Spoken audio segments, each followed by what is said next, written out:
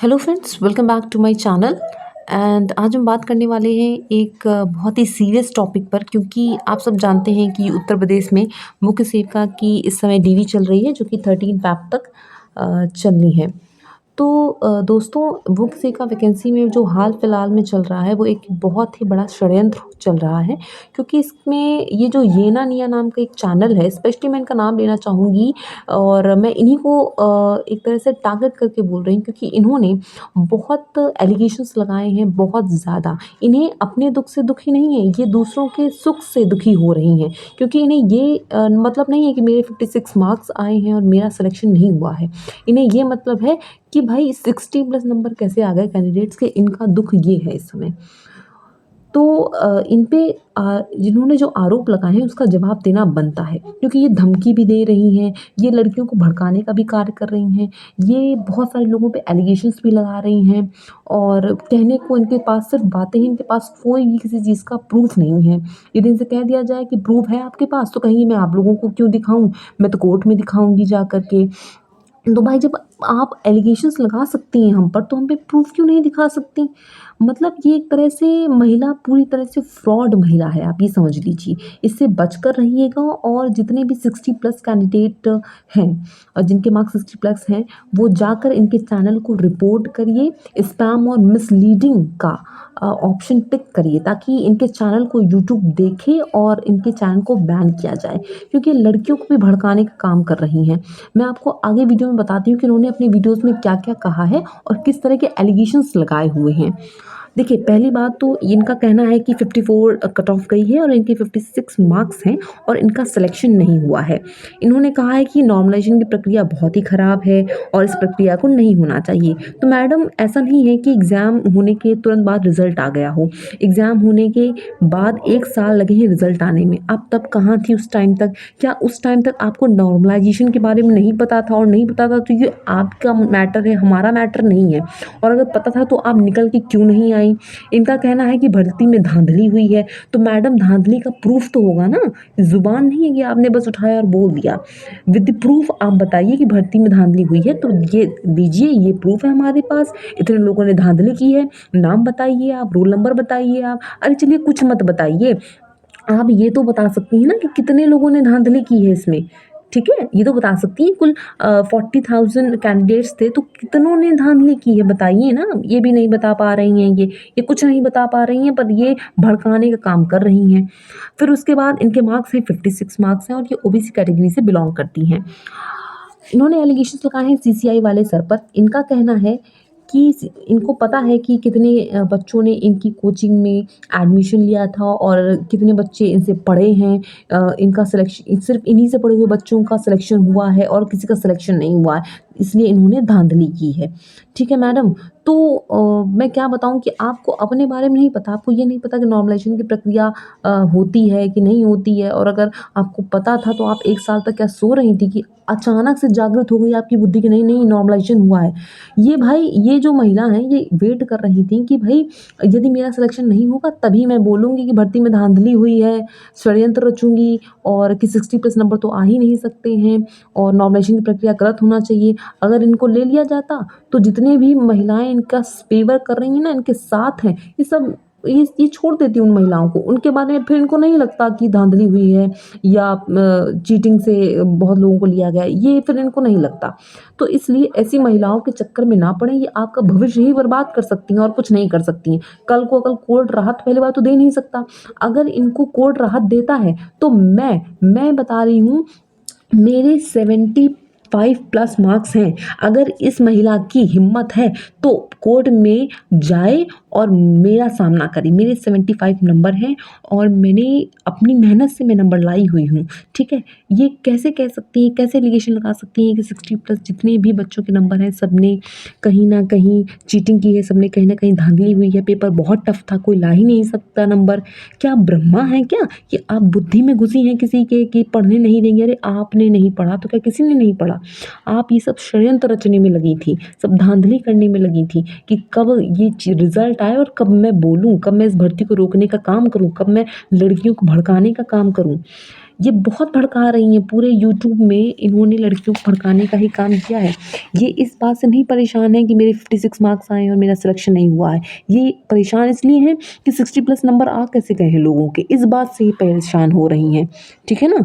इन्होंने एलिगेशन लगाया सीसीआई वाले सर पर, 60 प्लस नंबर वालों पे बोला है सारे कैंडिडेट्स धांधलीबाज है भैया। तो हाँ, हम लोग धांधलीबाज हैं, आइए कोई प्रूफ है तो दिखाइए। मुँह से तो मैं भी कह दूँ कि आप धांधलीबाज हैं, आपने पैसा दिया था वैकेंसी में एंटर करने के लिए और अब आप बाहर निकल गई तो बौखला गई हैं। मुँह से तो मैं भी कह सकती हूँ, पर मेरे पास कोई प्रूफ नहीं है इस चीज़ का। तो क्या आपके पास प्रूफ है इस चीज़ का? और जब प्रूफ नहीं है तो आप क्यों एलिगेशंस लगाए जा रही हैं बिना किसी प्रूफ के? मैं आपको इसके लिए कोर्ट में पक्का खींच सकती हूँ, मानहानि का आप पे दावा भी कर सकती हूँ। आप पहले सबूत लाइए कि जिसके 75 प्लस मार्क्स हैं वो धांधलीबाज है, उसने धांधली की है। मेरी ओएमआर शीट को चेक कराइए और अगर मैं सही निकलती हूँ तो आप पर जुर्माना मैं लगाऊंगी, मानहानि का दावा भी करूंगी मेरे चरित्र पर, मेरे मान सम्मान को ठेस पहुंचाने के लिए, मेरा समय बर्बाद करने के लिए आप पर मैं मानहानि का दावा करूंगी पक्का। उसके बाद ये यूपी गवर्नमेंट पर भी लांछन लगा रही हैं कि आप सबको, ये कहती हैं अपने वीडियो में कि सबको पता है कि उत्तर प्रदेश में किस तरह की वैकेंसीज हो रही हैं, कितने निष्पक्ष रूप से वैकेंसी हो रही हैं। भाई योगी आदित्यनाथ जी जो हमारे माननीय मुख्यमंत्री जी हैं, वो तक कह चुके हैं कि आप सब को पता है कि हमारे उत्तर प्रदेश में निष्पक्ष रूप से भर्तियां हो रही हैं और जहां भी उन्हें लगता है कि नहीं ऐसा नहीं हुआ है तो वो दोबारा से री एग्ज़ाम के लिए बोलते हैं। ठीक है? उसका पर प्रूफ होता है, पर आप तो विदाउट प्रूफ बोल रही हैं। मैं पहली बात बता दूं कि किसी भी एग्ज़ाम में री एग्ज़ाम के लिए 40% से बच्चों ने ज़्यादा अगर चीटिंग की होगी तभी री एग्ज़ाम हो सकता है, अदरवाइज़ कोई पॉसिबिलिटी नहीं है। और इनके पास तो कोई प्रूफ भी नहीं है इस चीज़ का कि इस एग्ज़ाम में चीटिंग हुई और ये लीजिए प्रूफ। इनके पास कोई प्रूफ नहीं है, पर ये बोले जा रही हैं, बोले जा रही हैं। ठीक है? ये सारी वैकेंसीज़ पर एलिगेशन लगा रही हैं कि उत्तर प्रदेश में जितनी भी भर्तियाँ हुई सब धांधली से हुई हैं। मैडम आप सिलेक्शन नहीं ले पाई, आपने नहीं पढ़ा तो इसमें और कोई क्या करे? आप तो यही सब षड्यंत्र रचने में लगी थी ना, तो आपको टाइम भी नहीं मिलेगा ये सब चीज़ें करने का। ठीक है? और फिर उसके बाद इनकी ये सब बहुत हैं।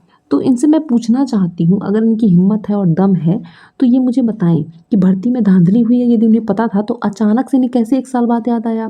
पहले क्यों नहीं एग्ज़ाम देने के बाद पता चला होगा ना कि धांधली हुई है, तब आवाज़ क्यों नहीं उठाई? क्या आपने इसलिए नहीं आवाज़ उठाई कि मेरा सिलेक्शन मैं देखती हूँ, अगर मेरा सिलेक्शन हो जाता है तो कोई बात नहीं, मुझे तो खुद से मतलब है, भाड़ में जाए दुनिया, है ना? इससे मुझे कोई मतलब नहीं, पर आपका सिलेक्शन अब नहीं हुआ तो आपकी बुद्धि जागृत हो गई कि नहीं भर्ती में धांधली हुई है। क्या आपके पास कोई प्रूफ है इस चीज़ का? नहीं प्रूफ है तो आप कैसे ये सब बोल रही हैं? क्यों बोल रही हैं ये सब बताइए ज़रा आप? किस आधार पे बोल रही हैं भर्ती में धांधली हुई है? यदि कोई प्रूफ है तो दिखाइए आप। क्यों नहीं दिखाती हैं आप? क्यों आप एलिगेशन तो लगा सकती हैं, प्रूफ नहीं दिखा सकती? प्रूफ दिखाने के लिए यूट्यूब पे नहीं दिखाएँगी और एलिगेशन लगाने पे यूट्यूब पे एलिगेशन लगा रही हैं आप। हद है आपकी, पता नहीं आप कौन-सी महिला हैं? हाँ? आपको एकदम मतलब कोई वही बात नहीं है कि आप प्रूफ दिखाएं तो भाई आप किसी व्यक्ति पर एलिगेशन लगा सकती हैं, पर ये प्रूफ नहीं दिखा सकती। प्रूफ होंगे तब दिखाएंगी ना।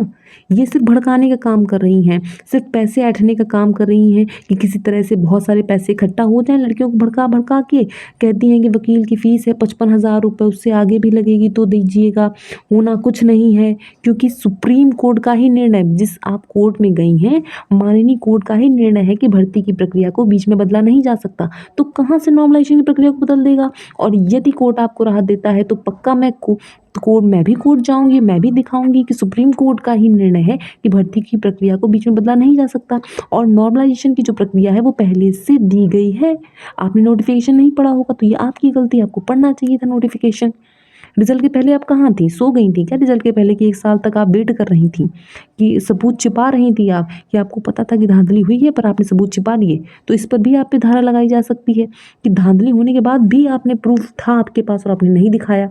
लड़कियों को ये भरसक भड़काने का काम कर रही है उत्तर प्रदेश की सभी लड़कियों को। ये यहाँ तक कह रही हैं कि जो प्रोविज़नल वाले हैं उनको नहीं लिया जाएगा। मैडम आपके पास तो 56 नंबर ला के इनके पास बहुत ज़्यादा बुद्धि आ गई है। जबकि लेखपाल देख लीजिए आप या वीडियो का एग्ज़ाम देख लीजिए आप, प्रोविज़नल वालों को लिया गया है। इन मैडम पर भी एक जांच होनी चाहिए कि इतनी भड़काऊ भाषण ये किस आधार पर दे रही हैं। ये जो येना निया नाम की मैडम है, ये किस आधार पर बोल रही हैं? इनके पास कोई प्रूफ़ तो होगा इन सब चीज़ों का कि बिना किसी प्रूफ़ के बोली जा रही हैं। इन पर बहुत सारी धाराएँ लग सकती हैं। लड़कियों को भड़काने की धाराएँ लग सकती हैं इन पे। विदाउट एनी प्रूफ़ ये एलिगेशंस लगा रही हैं। इतने सारे लोगों पर एलिगेशन लगा रही हैं। इसमें हमारी जो उत्तर प्रदेश की सरकार है वो भी आ जाती है। माननीय मुख्यमंत्री जी भी आ जाते हैं हमारे, क्योंकि माननीय मुख्यमंत्री जी तो यही कहते हैं निष्पक्ष तरीके से भर्तियाँ हुई हैं। पर ये कह रही हैं कि नहीं, नहीं धाँधली हुई है भर्ती में, बिना किसी प्रूफ़ के कह रही हैं। तो बहुत मतलब ये तो बहुत सही महिला है, 56 नंबर लाकर ये सभी लोगों पर आरोप लगा सकती हैं। ये मतलब उत्तर प्रदेश की सरकार पर आरोप लगा रही हैं। 60 प्लस नंबर आ कैसे गए भाई इन्हें बताओ, क्योंकि 56 से ज़्यादा नंबर तो आने ही नहीं चाहिए किसी के। इन्हीं के आने चाहिए थे, इन्हीं का सिलेक्शन होना चाहिए था, है ना?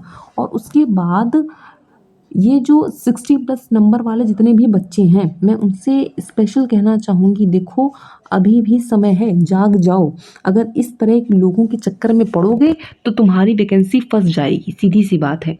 60 प्लस नंबर वाले बच्चे एकजुट होकर रहो, जो भी होगा वो देखा जाएगा, पर इस महिला के खिलाफ आवाज़ उठाओ, क्योंकि ये महिला लड़कियों को भड़काने का काम कर रही है, उनसे पैसे ऐंठने का काम कर रही है। नॉर्मलाइज़ेशन की प्रक्रिया को अब बदला नहीं जा सकता। अगर आपको इतनी प्रॉब्लम थी नॉर्मलाइज़ेशन की, तो आप मुझे एक बात बताइए कि आपको पता नहीं था कि इस एग्ज़ाम में नॉर्मलाइज़ेशन होगा?